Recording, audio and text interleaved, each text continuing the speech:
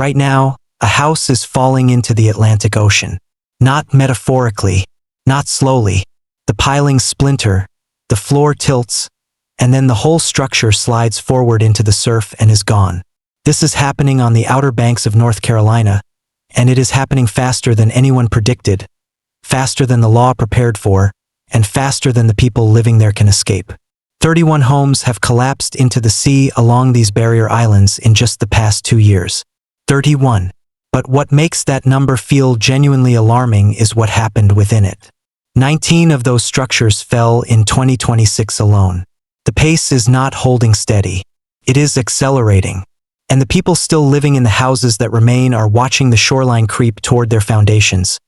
Month by month, storm by storm, with no insurance, no buyout program, and no way out. The Outer Banks are a chain of barrier islands stretching 200 miles along the North Carolina coast, from the Virginia border down to Cape Lookout. Some sections are barely half a mile wide. On one side, the raw force of the open Atlantic. On the other, the shallow, brackish expanse of Pamlico Sound. The islands are thin and fragile by nature, formed by the same restless ocean that is now consuming them.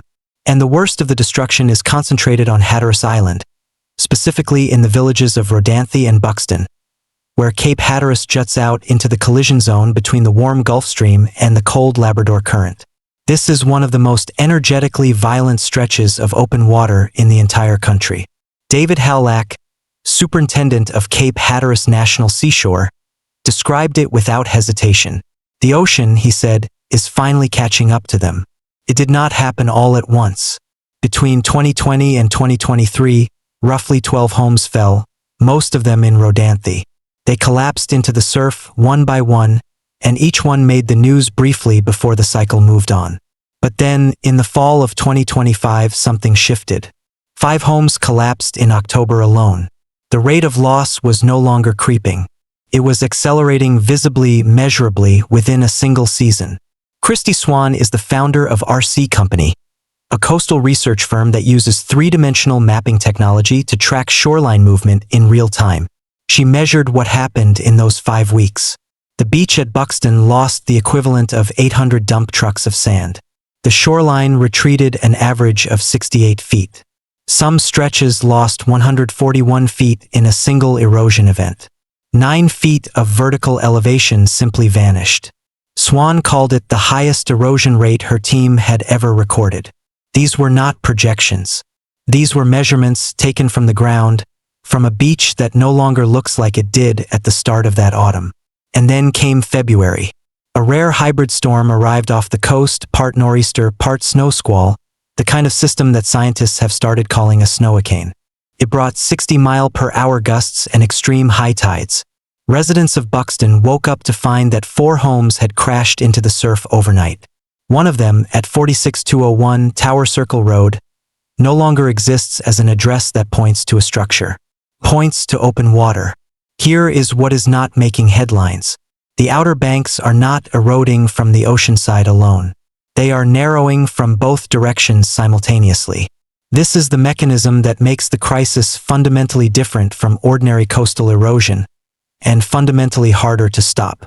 Barrier islands naturally migrate landward as sea levels rise. Sand overwashes from the ocean side and is deposited on the sound side, allowing the island to rebuild itself in a new position. This is how these islands have survived for thousands of years. But when you anchor homes, roads, and power infrastructure in place, you interrupt that migration. The island cannot shift, so instead of moving, it shrinks. Coastal geologist Christopher Hine put the physics into a single sentence. Barrier islands do one thing, he said. They move landward.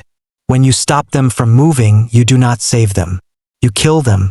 North Carolina state law prohibits the construction of any hardened structure on the ocean-facing beach. No seawalls, no jetties, no groins. The only legal defense available is beach nourishment, which means pumping sand from offshore back onto the beach at enormous expense, watching it hold for a few years, and then paying to do it again. Dare County has spent tens of millions of dollars in this cycle. In 2022, they nourished 2.9 miles of shoreline in Buxton at a cost of $18 million. That sand is already gone. The county has now awarded a $36.4 million contract for nourishment in Nags Head, and has allocated another $13 million for Hatteras Island project scheduled for summer 2026. But buried inside those numbers is a problem that threatens to unravel everything. FEMA reimbursement for the Buxton and Avon projects has not been approved. If federal money fails to arrive, the county will have to scale back. And even if the sand arrives exactly on schedule, historical patterns show it will wash away again within 3 to 5 years. Federal tide gauge data tells the deeper story. Relative sea levels near Buxton have risen 8 inches in 30 years. Projections show another 15 to 22 inches by 2050.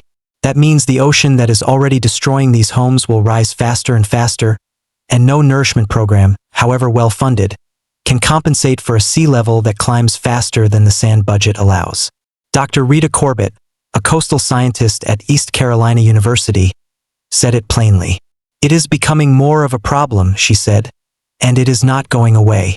The human cost is already here, already impossible to ignore."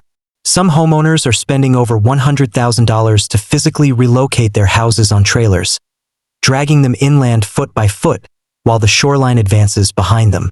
Others cannot afford that. They watch from their windows.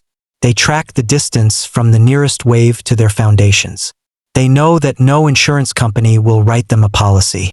No buyer will make an offer. The state of North Carolina has no buyout program. They are financially trapped inside structures that are being drawn toward the water by forces that no private individual has the resources to stop. This is where the story circles back to a decision made more than a decade ago. In 2012, North Carolina became the only state in the country to pass a law banning the use of accelerated sea level rise projections in coastal planning. House Bill 819 made it illegal for state agencies to factor in what scientists were already warning: that the ocean would not rise in a straight line, but exponentially, faster and faster. For 4 years, under the protection of that moratorium, developers continued building homes on land that researchers had already identified as doomed. The moratorium expired in 2016. By 2020, those homes began falling into the water. The law did not stop the ocean. It stopped the people responsible for planning from seeing the ocean coming. And now there is Highway 12. It is the only road connecting the communities of Hatteras Island and Ocracoke Island to the mainland. It is a single lane of asphalt threading through a barrier island that is narrowing on both sides. When overwash from a northeast storm closes Highway 12, and it happens increasingly often now during storms that would previously have been considered routine, thousands of residents lose access to groceries. They lose access to hospitals. Children cannot get to school. And the road itself becomes the only evacuation route in the event of a major hurricane, which means that when the storm capable of destroying what remains arrives, the road may already be compromised before anyone can leave. Hurricane season begins June 1st. A single major storm making landfall at Cape Hatteras could destroy months of nourishment work, collapse dozens of at-risk homes, and sever the highway in a matter of hours. The question that no official has fully answered is the one that hangs over every conversation about this place. At what point does a barrier island become uninhabitable? 100 homes are projected to collapse within 5 years. The sand will not stay. The road cannot hold indefinitely. Insurance does not exist for these properties. And the sea level will not stop rising.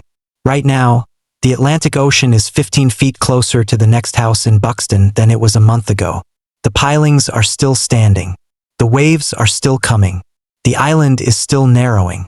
And no one has announced what happens when the count reaches 100.